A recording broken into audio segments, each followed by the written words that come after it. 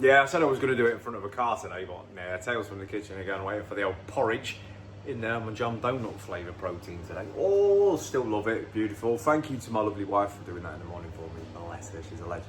So update, I was doing a master note, I was doing a brake servo on an ID4 yesterday. So I've just got to finish it off this morning.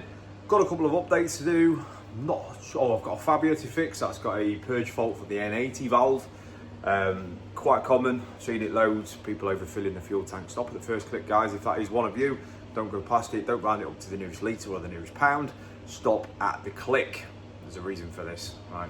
It's got charcoal canisters, purge valves, that kind of thing. You don't want to fill them with fuel.